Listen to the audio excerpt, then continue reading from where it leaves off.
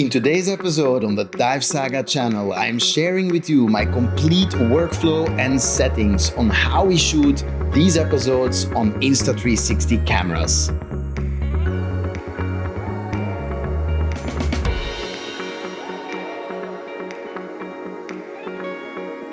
Hello guys, and welcome back to another episode on the DiveSAGA channel. Back in my editing studio because I am editing some episodes that I've been shooting recently. Now, if you've been paying attention, then you know that actually a lot of the episodes, I would say probably all of them for the last year, have been shot on Insta360 cameras, specifically the Insta360 Ace Pro and the Insta360 X4 360 degrees camera. This episode is of course sponsored by Insta360. They have actually been giving us a lot of support over the last year in being able to shoot all these episodes, and I'm actually pretty excited that it is possible that we've arrived at a time where we can shoot in challenging conditions, in low light environments, and are actually able to get results that are extremely suitable for sharing with a broad audience. You can actually find the link below where you can pick up your own Ace Pro or X4, and if you do so, you are also supporting the DiveSAGA channel. So the first thing we need to discuss is actually knowing when to choose which camera. So we have been using the Insta360 Ace Pro and the X4. The big difference between the two is that the X4 is a double lens, fully 360 degrees capable camera, whereas the Insta360 Ace Pro is a single lens, more traditional action camera. And there is a difference. You can certainly use the X4 as a regular action camera. You can put it in single lens mode and shoot with it. But personally, whenever I know that I do not need the 360 degrees capability, I will always opt for my Ace Pro. It has a larger sensor. It has also a screen that can actually flip forward, which I actually use a lot out of the water to set up shots that are in unique locations. And in general, this larger lens gives it a larger light sensitivity. Yeah. In our next episode, we are doing a spectacular mine dive, and again, being able to capture things in very low light situations, it requires a very specific and very capable camera like an Ace Pro. But of course, if you're looking for outside, very wide, sweeping, establishing shots, for instance, then the X4, the 360 camera, is something that does wonders. I actually find it not always, but often a decent replacement for a drone. Yeah, in some places where it might not be legal or safe to fly drones, or if you simply want to save time and don't want to send a drone up in the air, you can get very far with an Insta360 X4 360 degrees camera. When it comes to the Ace Pro, we need to talk about settings. The coolest thing to me about the Ace Pro is that with the toggle button on the side, you can actually toggle through pre-programmed custom setups. So you, the end user, can go in there and specify specific custom settings. Maybe you want to shoot a high frame rate, but not for all of your video. Maybe you want to shoot at a different lens setting, more wide, but not everything. Then you can set specific custom sets where, for instance, C1 will be my regular 60 frames per second 4K, but my C2 will be 120 frames per second. By being able to toggle between that, I'm optimizing how much battery I use, I'm optimizing how much memory card I use, but also, of course, shooting at 60 frames per second, you're gonna be a little bit more light sensitive than at 120 frames per second, and you don't need everything to be in slow motion. So being able to think through your dive before that and then set the settings based on what you think you're going to need and then toggle through them during the dive, that actually allows me to always sort of have the best settings for that specific shot that I'm about to shoot. And I think that's extremely powerful. In general, 4K 60 is my go-to because 60 frames per second, you can still slow down 50% and have a nice little slow-mo.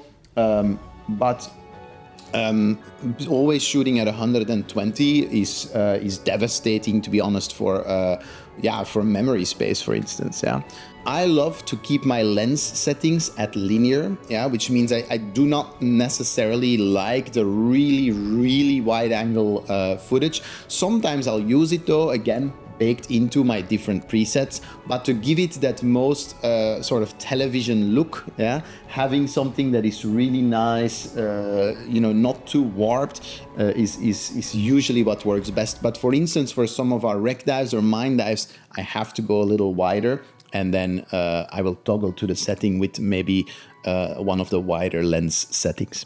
For colors, there's a lot of options, yeah. So Insta360 has something called Pure Video, which is really great for capturing low light things. It works really well for getting the best quality, even with the larger sensor. I feel like it outperforms a lot of the other action cameras, and I don't just say that because they're sponsoring this video.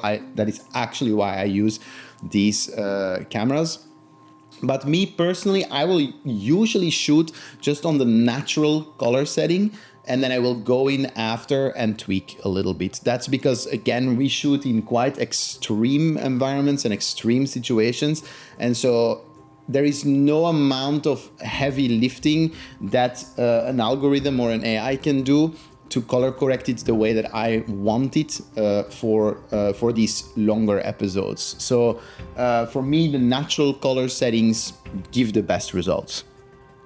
Talking about frame rates, again, use slow motion only when it's appropriate. Yeah, both, I would say, the 8K and the 120 frames per second are two settings that I use sparingly. Yeah, yes, the cameras are capable of doing that, but I don't necessarily recommend that you go out and shoot everything at the highest frame rate, and I certainly don't recommend that you go out and shoot everything at the highest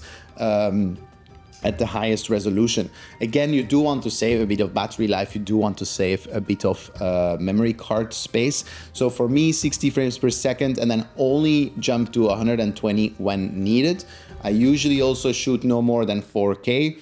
I will sometimes use the 8K if I think that I'm gonna have to crop my footage for some reason, then that is a viable option, but I do not recommend shooting a whole dive on 8K. You're also gonna have a hard time probably processing that on most phones or computers. Now, I always do mount my cameras on a little tray like this one, yeah. That is just for stability. Yes, there is already built-in stabilization and it works great, but having a solid grasp on your camera and of course on the accessories is invaluable.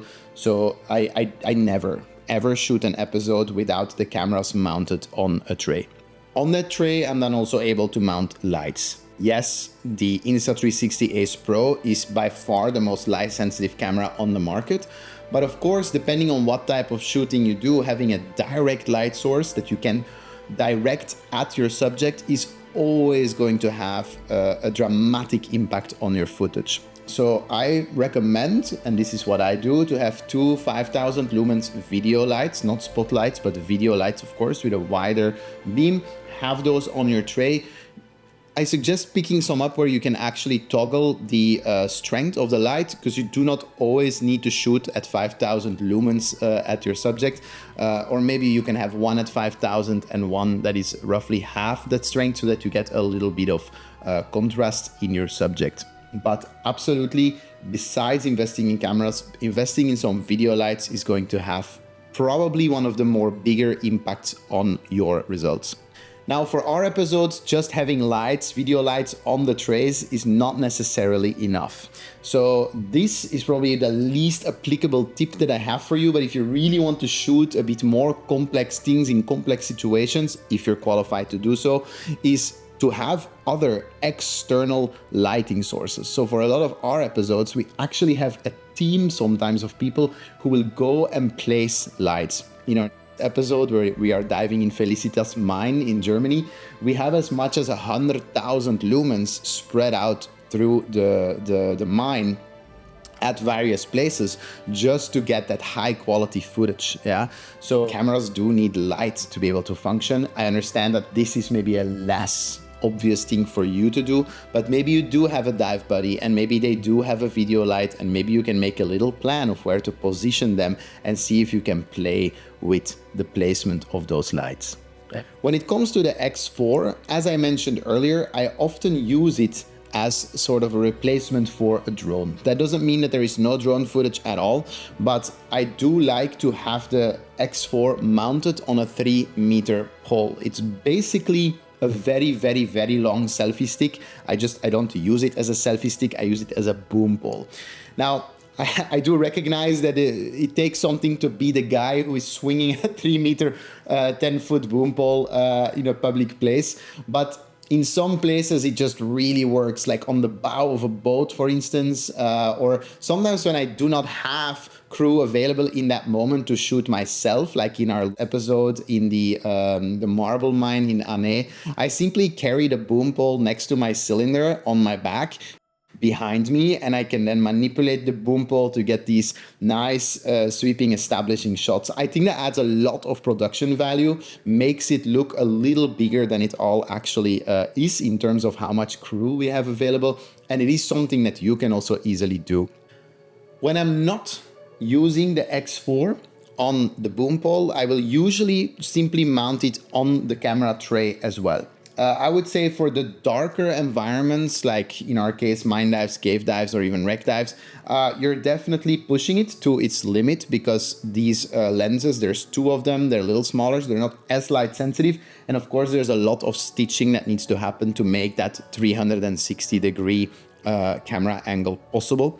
But I will still use it, and honestly, as long as you have a little bit of a direct light, an external light source like your 5000 lumens video light, you can certainly still use that footage, and it's relatively similar to the Ace Pro if you use adequate light. And the reason that I like to mount an X4 next to my Ace Pro is because now in post-production, I can choose which way I want the camera to face. Yeah, if something interesting is happening in front of me, I will have that shot, but I will also be able to have my reaction to it, which we do use quite a bit in the episodes. I don't know if you like that per se, but I do, because it helps me cut from the subject that I'm filming to me to then cut back to another point in the dive. So it makes editing a little easier.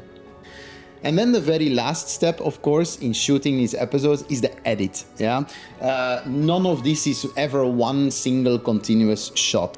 If you want people to be interested in your content, you do need to have a healthy pace. I tend to keep our episodes around 10 minutes. I find that for myself, that is about the attention span that I'm willing to dedicate to a subject that interests me. But of course, dives are usually much longer than 10 minutes. In fact, for most of our episodes, like our episode in Felicitas Mine, we'll do a series of dives, right? I do want to reiterate that specifically for mine diving, cave diving, wreck diving, don't go and try to replicate that if you're not certified, if you're not experienced, and if you do not have a team, and if you're not willing and capable to do multiple dives, because that does take a lot more setup, like mentioned earlier.